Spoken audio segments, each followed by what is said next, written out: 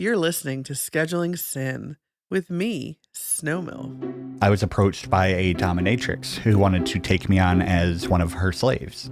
And so we got to know each other. We ended up messing around. What does that conversation sound like? Long to me. Exactly. And there's, I think, nipples are getting hard just thinking about it. But... Hello, Mrs. Snow. Well, hi there, Mr. Snow. How are you? I'm good. I'm sitting here with no pants on. We're on a field trip today. I know we are on a field trip. And we, as I typically wear pants during podcasting, today I've decided to join the group of the no pants party. We're having an official no pants party on a field trip. On a field trip. Ow. So today we were invited to come up to visit our friend Dani. Yes. And Dani came with us to Snowball last year and impromptu brought a bunch of floggers. Yes. Which was super fun. That turned out amazing. Yes. We didn't plan that. Yeah. And Dani brought this gorgeous big flogger and pretty soon had you and all the other girls over like a chair just flogging you all. And it was, I think there were so many guys and I was one of them, like just standing around going, this is fucking amazing. This is fucking awesome. Nobody planned on this happening. Yeah.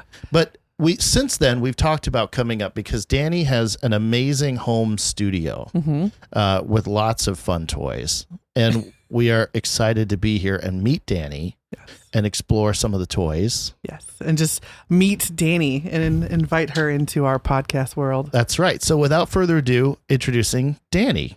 Hey, everybody. I'm glad to be here. Yeah. So Dani is unique a little bit in our world for two reasons. So Dani is particularly a little bit more directed in the kink direction. So when we started into all this, we started into this swinger path. Right. And as we've kind of gone into this and learned more about this, there's a whole other world that is sort of parallel and tangential to swinging, but in a lot of ways is kind of separate. And that's the kink community, right? So you've got this whole group of kinksters who are into BDSM and all different kinds of kink. And we're finding that there is a little bit of crossover space, right? So just like at Snowball, where Dani brought this flogger and the girls are getting flogged, for a lot of the women there, I think that was probably the first time they've ever done it. Right. And that's pretty common, I think, in the swinging world. Well, but I think the overall initial thought when you think about whips or floggers is pain. Right. Right. I think we kind of, I mean, as someone who before that was not kind of privy to what I know now, I would think, oh, this is going to be painful or hurt. And I don't want to, like, that's not what I want to engage in. Yeah, but it's more of just a nice thuddy sensation. It is. And it's actually, those floggers are very soft, actually. They're very soft, but you can bring up the... I've made one of my friends, they had an impact session with me one time, and their ass ended up like just blooming in bruises. Yeah. But I think beautiful. That's the thing, right? So like a lot of folks who are in swinging, I think when they picture kink, right, they picture extreme kink. And like pain. They picture pain, they picture bruises, they picture sometimes gas masks or latex masks with holes in them or whatever. Or and like cages with leashes. Yeah. And I think for a lot of people, the idea of kink is immediately intimidating, right? Because they aren't necessarily attracted that far into it, at least in the beginning. But we're finding that there is this middle area that people are starting to call swink. You know, it's this middle ground where people are starting to experiment. And you came to Snowball and were just amazing in that you kind of brought some of that and shared some of that with the group that was there. And I think that's it was an amazing addition that we did not plan for, right? For Snowball. You're also very interesting in our world as a trans person in the lifestyle. We haven't met yet a whole lot of trans people, but not a whole lot of trans people. And so part of what we're interested in is just how that dynamic fits for you in the lifestyle and in swinging and in kink. Yeah. And just kind of your journey into that. Yeah. Yeah. So it fits pretty well because not only am I a switch, so I can be dominant or submissive, I'm pansexual, so I enjoy all types of bodies, and I'm versatile, so I like to give as well as receive. So I found within the lifestyle both kink and swinging that there's usually somebody that is open and willing and wanting to play. Absolutely.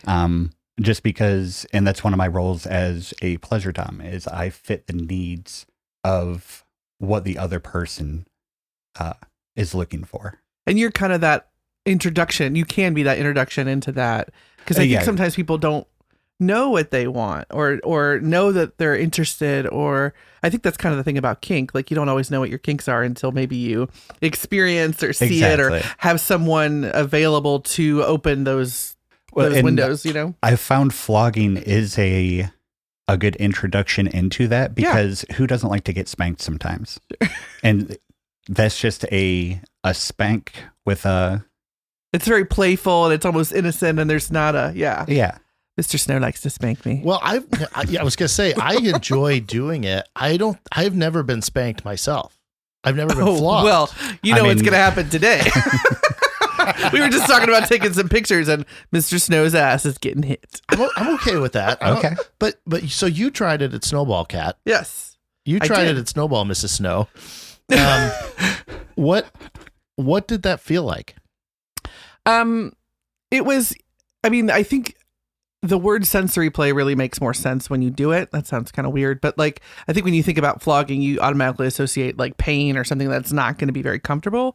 But there is something about sensory play that it's just that heightened sensation, and it doesn't hurt necessarily, but it just kind of piques the nerves, if you will. I don't know. You're more aware of the different spots on your body, just because it's not always those nerves are being activated in that way. Right. And so it that heightened piece, and I think that then translates as I'm kind of getting flogged to other parts of my body getting more aroused, because there's more just awareness. Oh yeah. And there's also the increased blood flow to the skin. Oh, sure. And that absolutely heightens everything. I just remember getting pretty turned on with it.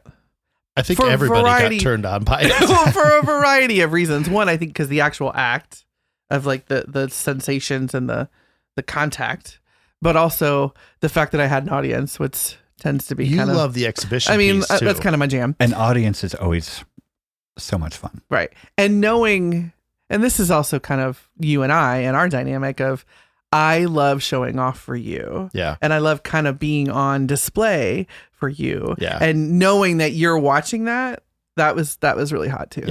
Yeah, for sure. So Dani, what came first for you? So you're a trans person. Mm-hmm. You're in the lifestyle. I'm going to describe the lifestyle more as swinging. You're in the swinging side of things. You're also in the kink side of things. Where did it all start? What came first? The chicken or the egg? So I had a girlfriend when I was 18. We were at her house one time, and we were in bed, and she was like, "Can I handcuff you?" Like, okay. And so she did, and then we just had sex like that, where I basically couldn't do anything, with just hands above my head, and that was my original introduction. What was that like? Like, was that kind of like, I'm not going to do that, but then you did, and was like, to me, it was just really hot because it was the denial aspect of it. It's like you want to touch the other person, but you can't. Yeah. And it just, much like any type of denial situation, like even teasing throughout the day, like if you're at work, yeah, and she's sending you things, it's just like, I want this right now, it's and heightened. I can't have it. And so it just, it makes you yearn for it more, and it just heightens everything. I can totally see Had that. you ever considered, like when she said, "Can I handcuff you?" Mm-hmm. Was that totally out of left field? Had you kind of thought about that sort of play before? Yeah, because I grew up watching Real Sex on HBO. Real Sex. I totally remember that. With Nickelodeon on the flashback button. So like in case anybody came, it's like, oh shit. So yeah, and then it's just light bondage. Since that point has always been a part of my sex life. Mm-hmm. Just depending on if the other people enjoy that. And then my introduction into swinging was when I was in the military. I was stationed out in Oklahoma, and a girl that I just started seeing was like, "Hey, I'm going to the swinger party. Do you want to come with?" Oh. I was like, "Okay," and went there. It was a house party. They went over all the the house rules, do's and don'ts, and then everybody kind of paired up and left, and I was just sat on the couch like, oh no. So it's like the okay. total dodgeball effect. Oh, it was like, what the fuck? Dodgeball effect. Like, yeah.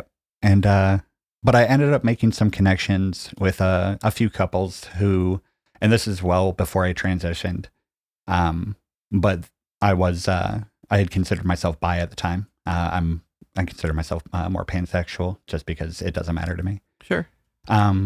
But ended up making connections with a couple of couples that enjoyed the fact that I was versatile and was, wanting to do all sorts of stuff. And it just kind of snowballed from there.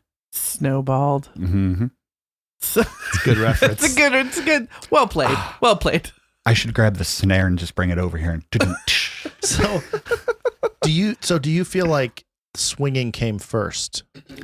I mean, you were doing some light bondage and stuff in your normal sex life. It was just your typical. I think a lot of people kind of have been down that road. I think that's how sometimes you get introduced. Yeah, so- I mean, Sure. I mean, you try these like cheap fuzzy handcuffs that you get at a bachelorette party, or these pretty really immediately. horrible whips and or feathers, like horrible strap. And that's a good point. And I just want to throw this out there. I think that's where a lot of people fall off the BDSM bandwagon because so much of the like beginner entry level It's just BDSM cheap toys is shit. just shit. Yeah, It's you got to buy quality. it's you can't go cheap. cheap with it. fall apart garbage. right. And it's not hot because it's uncomfortable. It hurts. It's a pain in the ass. And it doesn't really work. I It's know. more about the look of it, not the actual use of it. Almost. Yeah. Like we tried in our pre-exploratory sex life, there were like we had like a strap kit, right? And at one point I strapped Mrs. Snow to the bed and she's laying there on her back, like all spread out. And that was fun, but the straps weren't very comfortable. It took a long time to like get it set up or I whatever. think he was just mad because I could get out of him. Yeah, I mean- she could escape. I could which is escape. It was frustrating. Yeah, bullshit. I've I had went my down to share get of a cheap sandwich, and things. sure enough, she was there. But I think that's something that I think a lot of people have experimented with, and we're like, well, this is kind of dumb, and they just move on. Right. They just move on. Sure. Right. But they never get to the quality equipment and quality stuff. So you started out in swinging, right? I mean, It honestly was concurrent Okay. because at the same time that I had started playing with a few different couples, Yeah. I was approached by a dominatrix who wanted to take me on as one of her slaves. Oh. And so we got to know each other. We ended up messing what does around. that conversation sound like? I mean, I have never been asked to be enslaved, and I'm a little offended. I can It's all ask you to about be where my you hang slave. out. Clean the fucking house. No, that is in the world where like I've known people who they literally have submissives who come over to do their laundry and mow their Oh. lawn, and that's it. There's no other interaction. Is that really sexual though? It is for the person performing. I the see. Because active it's that serving submission. piece, maybe. Yeah. Okay. Now, is that the dynamic that you were being asked to participate in in the beginning?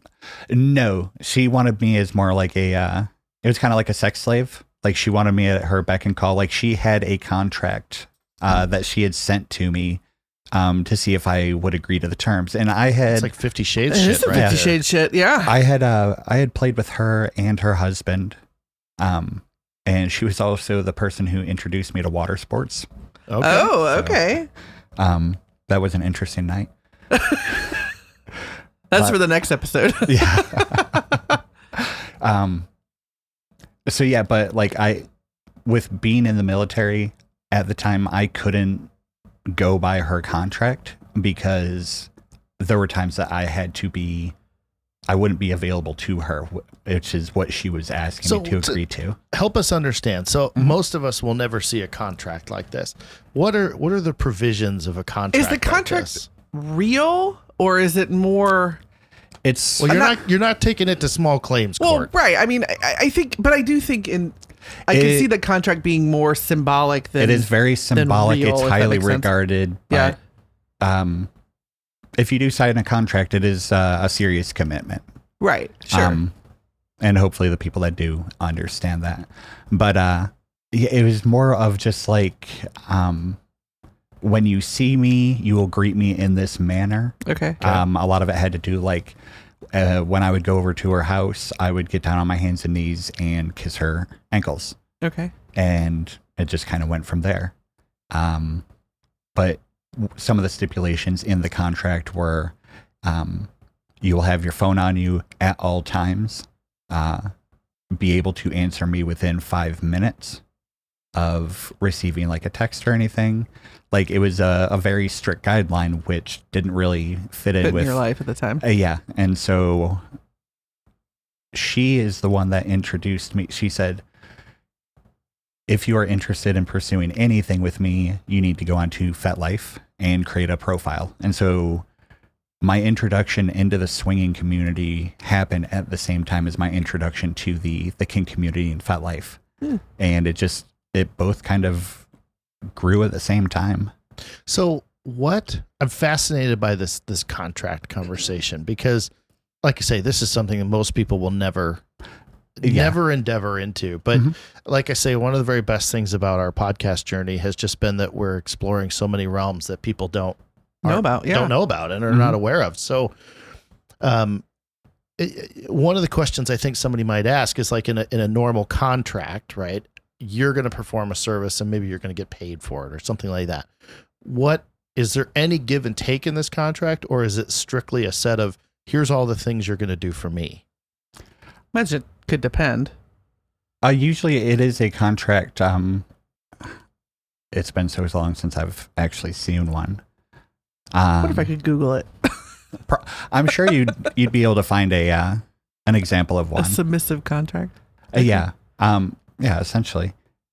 But it does also lay out the guidelines of what is expected of the dominant. Sure. So, and what are some examples of that?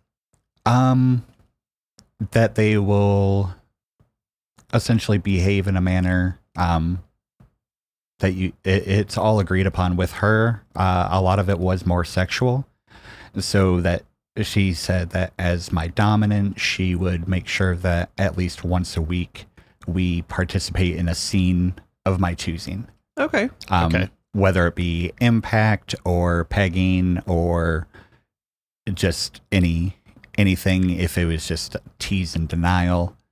So you got something out of it too. I mean, like it was, you had some, I mean, I can understand like the dominant sub dynamic and role is about the dominant, but really, I mean, there's a lot of control that the sub could have. The sub actually has the most amount of control. Yeah. And it's, it's all consent based. Yeah. So the sub can say no at any time and stop things. But yeah, there's just, it really depends on the dynamic of what the sub and dom are looking for. Because there are some subs who want nothing sexual at all in their submission. They just want to submit to someone, and I think it's very individualized. But for the ordinary person who's might be listening to this, there's no exchange of money. No. This is not at all a financial contract. No. You're not signing up for a job or anything like that. No. It is purely a behavior contract. Exactly. Yeah. I mean, you will find like fin doms and stuff like that, but that's just a whole other thing. What is the function of the contract? I mean, is it really just to establish boundaries, rules, and what's expected of you? Yeah. It's kind of like a guideline to make sure that you are performing in the way that you agree that you are going to. Okay. Yeah. Okay. I mean, in a way, it's not unlike having conversations that you would with any play partner. They're just a little bit more defined and a little more explicit. Exactly. And maybe very explicit. Extremely explicit sometimes. But I think there's more of a symbolic piece to a contract. Yeah. I mean, I think there's so much more. I mean, because yes, we have conversations all the time about boundaries and what I'm going to do and what I'm not going to do, what I'm okay with and what I'm not okay with. But I think when it comes to this very defined dom role versus sub role, I think to put it in writing, I mean, the idea of it is actually kind of hot. I'm not going to talk about it, but like, I think there is a symbolic piece of you're mine. Yeah. You know what I mean? Like, you are mine. You belong to me. Exactly. And there's, I think, nipples are getting hard just thinking about it. But like, I mean, like That makes sense. All right, I'm going to stop now. Are I'm going to you? draw up a contract. Well, but it is funny though. I mean, if you think about it, it's a social contract, right? Yeah. That's what it is. I mean, we establish social contracts all the time. Mhm. When we and this kind of circles it back to the swinger community.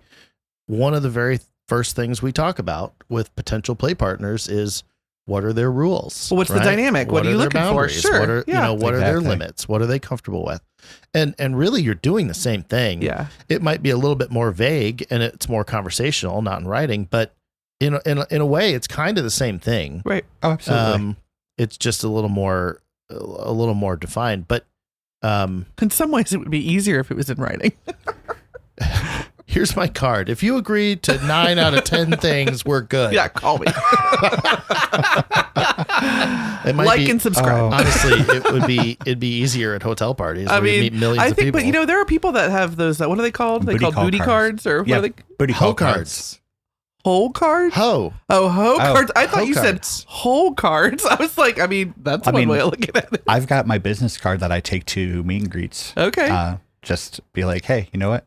I enjoy talking to you. Here's my Here's my here's my info. info. It's like sliding Yeah. into the DMs, but Well, a lot of people have hoe cards that they take to like group events and hotel parties and stuff like that. It only makes sense because for anybody who hasn't gone to Vistaprint and gotten their hoe card, which by the way, they this will episode make is sponsored by, and you can Yeah. use the code. No, I'm just definitely not sponsored by. But I will tell you from personal experience, Vistaprint will make your hoe cards.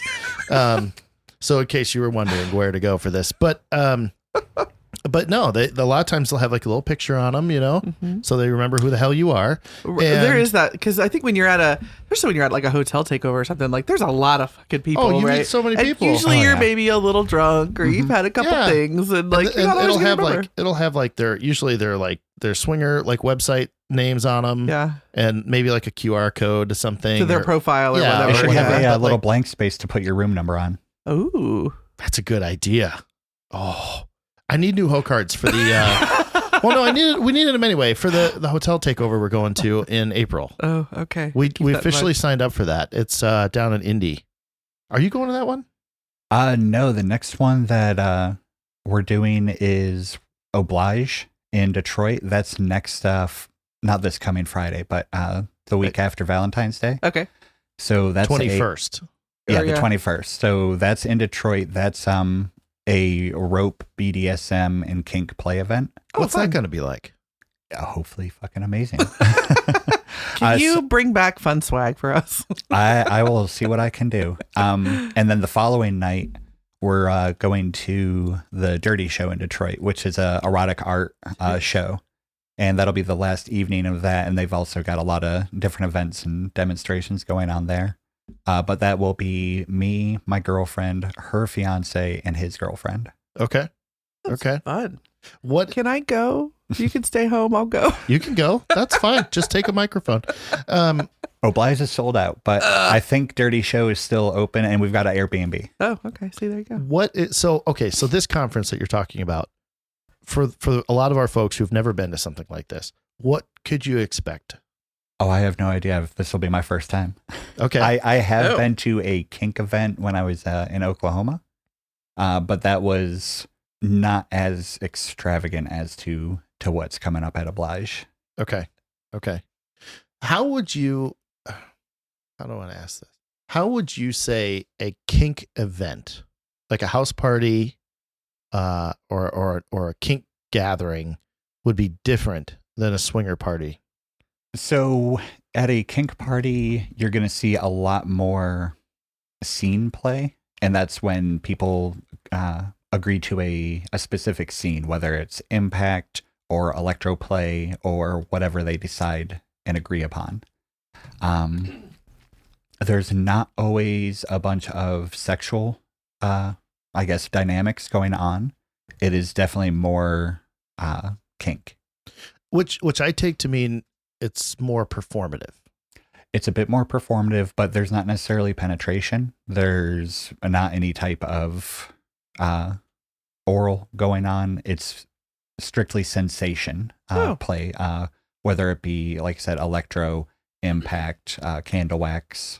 It's very foreplay like. Because I imagine there are people that is. go back and just And they usually do have more private rooms Yeah. for after the scenes. People can be like, okay, let's go Right. fuck. well, because I imagine that's such an erotic play, Mhm. and I think being that heightened and that turned on for that. I mean, I imagine in some ways it's exhausting, but also super fun.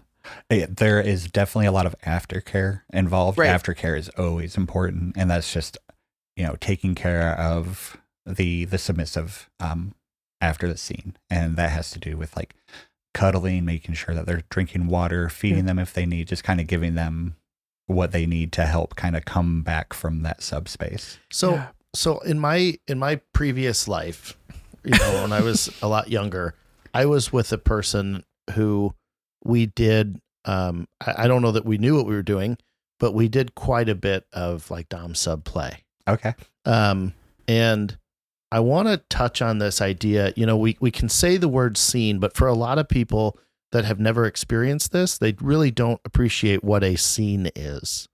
And a scene is it's a pretty unique thing, and there are definitely some etiquette rules around them. Absolutely. So help our listeners understand like what is a scene, and if they are at a place where these things are going on, how should they act around them? So with a scene, observe only unless invited to participate Right. directly. And a lot of that is negotiated ahead of time, but a scene is a set. It's like It's hard not to use the word to describe the word, right? It What does that really mean? is. It's a specific act given a point in time. It's I honestly view it a little bit like a play. Yes, it is. It's a segment of a larger whole. I'm a segment of a larger whole. Sorry. Behave yourself. I'm sorry. No, that's no fun. You're kicked out of the scene. But not the whole. I'll deal with your holes later. Sorry. We're children. Oh God, no! Don't apologize. This is a place. It's a place for pleasure. Yeah. But no. So a scene is like if you think about sex from foreplay to penetration to the orgasm, a scene would be almost like foreplay. It's a segment of a larger part of what you're doing, but it could just be that. Whereas the scene would be the foreplay, and then aftercare would be like the emotional come down, Right. almost like just a decompressing. There's definitely a But- height. I mean, I remember, and there's God, this is forever ago now, I feel like, but we kind of played with a little bit of this is a while ago. We have one of our episodes about me coming on the St. Andrew's cross. And, and that was really one of my first experiences with all this. And I think initially going into it, I kind of just was like, I don't know, like why people are talking about this heightened emotion. I don't need this aftercare. It just didn't make sense to me. And I thought, well, that doesn't. It just seemed like another thing you might do. Yeah. But having experienced something similar or some level of it, I totally can understand the heightened emotions that go along with it. I mean, how when you're in that very heightened, vulnerable state, how that is very erotic and very pleasurable, but it's also kind of exhausting. And with that vulnerability, I think I can totally understand and even personally experience the come down, and that sometimes when people cry or have that emotional release, I totally understand how that, now that having that experience, I totally understand when people say that, what that means and why aftercare is so important. And you kind of have to close that loop, right? You can't just leave it because that's a very vulnerable place. And you don't want to leave someone in a vulnerable spot like that alone. Yeah. Well, I think the big difference between what the kind of play you would see at a swinger party versus a kink party, swinger parties are mostly about sex. They're mostly about penetrative sex. Mm-hmm. And that is very different than kink. Penetrative sex, even if it's group sex, whatever. Yes, it does. It absolutely excites your mind, but it is physical pleasure. It is sex, right? I feel like kink is mostly just pleasure of the mind. I mean, certainly there are physical aspects to it. Oh, absolutely. But pleasuring the mind is the main organ you're pleasuring. Whereas in penetrative sex or maybe at a swinger party, you're mostly pleasuring like genital, like it's mostly physical sex. Would you agree with that? Absolutely. It is with kink. A lot of it is the power dynamic and getting put into a certain mental state. Just where if you're submissive, where you can just let go and not have to have any of those responsibilities, and just it allows your mind to just relax because you don't have to make any of the decisions. And yeah, with swinger parties, it is much more physical, and I love both aspects of it, which I think is why I just enjoy so much in both regards. And I like to combine when the other person is open to that. So I think, I know that in my past, when I have engaged in dom sub play, the concept of a scene really kind of resonates with me, because when we would do that, I would take on a role and she would take on a role, and both were pretty intense. And we would do that for however long, an hour, hour and a half or something. And when it was all over, it felt like coming out of character, right? Like for that hour, hour and a half, I was someone that I'm not normally. Right. Yeah. And there are definite feelings, there's this concept of dom drop, right? Oh, absolutely. Where, and that was it for me. And because in the role that I was in, I was the dom, so to speak. Right.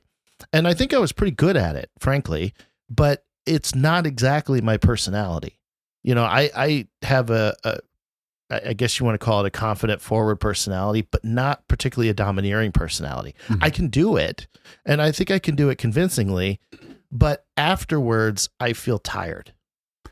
It can be very straining on the person because being put in control of another person, it does take its toll on you, because not only are you responsible for you're responsible for the submissive who is giving you that.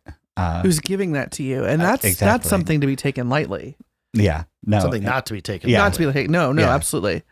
I think that's. I found it for me, and I almost think this. I'm curious what you think about this. So, I think you mentioned earlier the dom or the sub has more control than the dom. A lot of people who are not engaged in the kink lifestyle or are not educated in all this, I think there's this feeling. A lot of people describe themselves, "Oh, I'm a dom. I'm a dom. I'm a dom." You see that a lot on swinger websites and one thing and another. "Oh, I'm a dom." My problem with it is, for me, that's a red flag until I know somebody, because there's a lot of people who claim to be a dom, and what they believe is that entitles them to be an asshole. Exactly.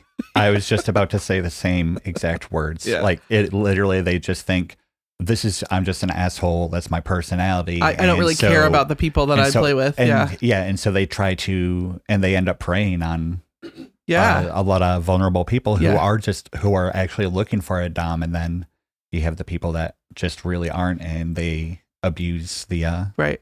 Because being a dom isn't really about controlling necessarily. It's really about it's honestly about the sub. It's really about the sub, and it's really about taking that very seriously and really caring about the person. Exactly. Yeah. The truth is, I always viewed it in a situation where I was going to be a dom. I viewed it as I was delivering an experience to that sub. Even though I'm the dom and I'm maybe directing quote unquote in charge, scene, it's actually not about me. No, it's providing what the other person needs in order to just kind of let go. Yeah. And you in the dom role, that's a difficult role to do well. Oh, absolutely. Because you not only have to understand what that other person wants, you have to be able to deliver that, and at the same time keep track of how they're doing. Right, keep them safe or comfortable or whatever. Yeah, right. Yeah, because you might have to check in throughout the entire. Absolutely. So my question to you is, when you're playing in these ways, how do you keep track of your other person? Are there words, safe words? What methods do you use? I enjoy using the color method. Yeah. Red, yellow, green. Yeah. So red means stop. Yep. Like the scene is over. Yep. Yellow means that, don't go any further. That's where a limit. Sure. Like we're right at the edge. But you'll want to check in throughout. And if the person says, yeah, keep going, you're responding to what they are requesting from you. Yeah. If there's ever, like if I were to have someone on a St. Andrew's cross or the forced orgasm tower. The forced orgasm tower. That's such a great, we're going to circle back to that, but go ahead. You'll want to put like keys or like a Beanie Baby, something that is a visual representation. So if they can't speak, as soon as they drop that, it ends the scene. I see. Yeah. So that's smart. That is, that makes sense. And because especially sometimes verbally, maybe you just can't get it out, or or if there's a gag involved. Oh, well, there's that. So. I was thinking more like emotionally not being able to speak. No, physically, absolutely. I mean, I guess that makes sense. Oh no, there have been times when women will end up speaking gibberish. Sure. But I mean, that's part of the fun of being a pleasure dom. A pleasure dom. How do you describe a pleasure dom? Like when you... So I fulfill... Like when you're on your hoe card, right? It says pleasure dom. What does that mean to you? So I enjoy just being an administrator of pleasure to somebody in whatever capacity they may need.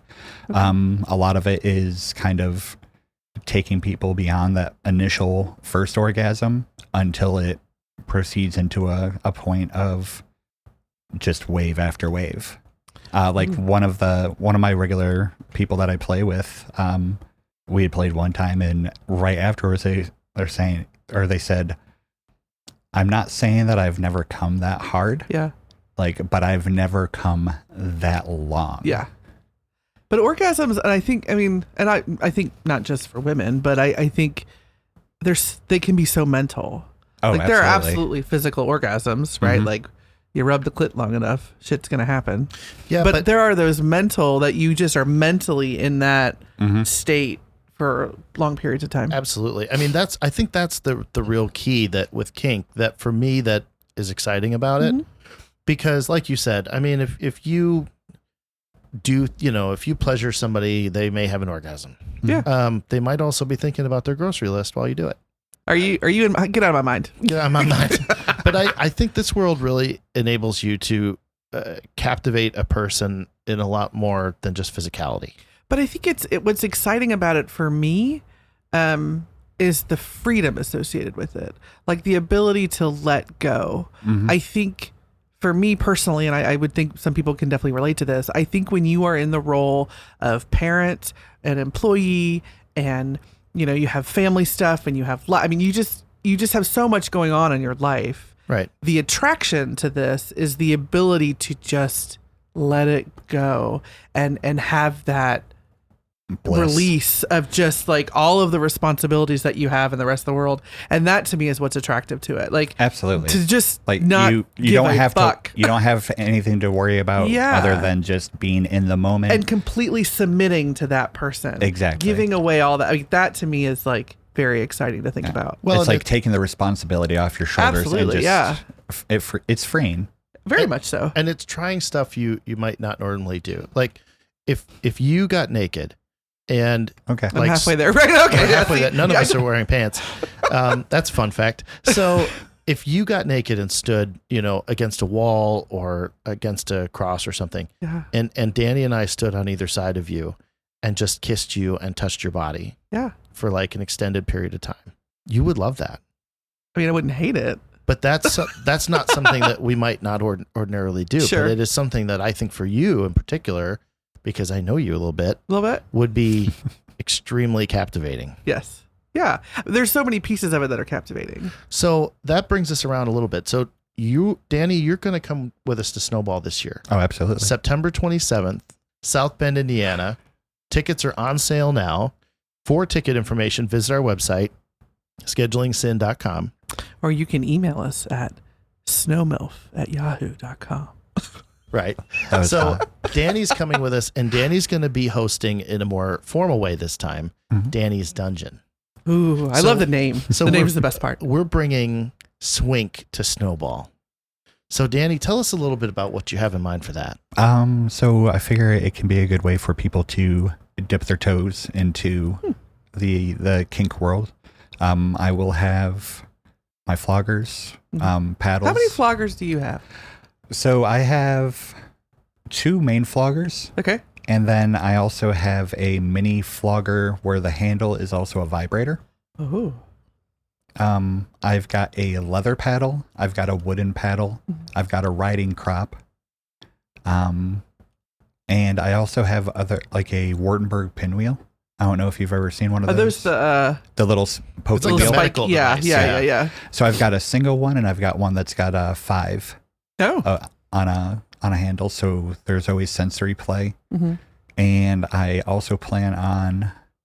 I'm pretty sure I can get into the hotel discreetly, but the I can only imagine the luggage cart that's going to come to Snowball this year. Well, I've got waterproof blankets that I can drape over everything. Oh, sure. Yeah. But I love that we'll need those. oh, absolutely, they will, because I'm gonna be bringing the queening throne. Oh, Okay. Great. So for those our listeners, tell us what a queening throne is. The queening throne is a box with a hole in the top that the lady or gentleman will sit in, depending on what y'all want to do with that. But Wink, then, wink, nod, nod. but then the other partner is basically their head is in the box facing up, and there's a little leather harness for the back of the head. Yeah. And you position the person's face just right, and the person sitting just gets to comfortably sit down and ride someone's face. That's amazing. I fucking love that thing. This is the answer to Mr. Snow's response of "If I die, I die." Like, like he wants me to sit on his face. I'm like, Oh. I will kill you. I don't but care. I guess, I'll die happy. yeah. So No, this this is a perfect good, for it. Yeah, good So- alternative. So people are going to be able to try some of these things. Oh, absolutely. And you're going to be giving some demonstrations and some how-to. Oh, yeah. I think that's going to be a lot of fun. I'm excited. Oh, it's going to be so much fun. I have a feeling we're going to be like, who wants to have volunteers? And we may have a little bit of a timid crowd. And then I'm just going to have to be Oh, no. the guinea pig. I think you're going to be the snowball guinea pig the whole night, actually. This is a tough job. Although I It's don't know, tough for all. there are some So ladies difficult. and some guys at this party who will give you a run for your money. Bring it.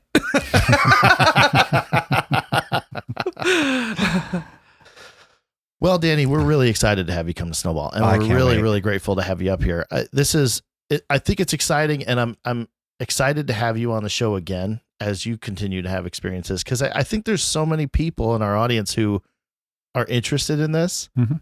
but they don't really know where to start, and that's kind of where I want to end it on. So if a person is interested in kink but doesn't really know where to go, where do they go? How does a person start in this? We're kind of engaged with it. Yeah. A lot of it has to do with community and just Mhm. reaching out and finding the spots. And that's one of the things that FetLife has been good, was introducing me to, they have what's called munches, where it's like it's a public place where they usually get like a private room for the entire group, and you just have dinner and you meet people. In a non-sexual, clothed, Very social way, yeah. Very completely vanilla. Yeah. And it allows people to actually connect and meet face to face, Right. and see if there's a connection there, Mhm. rather than just online. And that I think is the way to do it. I think because there's no pressure there. There's just Yeah. just getting But- to know people. I mean, in a lot of places, there's also there's meet and greets for the swinging community up here. I know that they're just all over, and you can usually find those through either word of mouth or through Facebook if someone ends up inviting you to a private group. And then where the fuck was I going with that?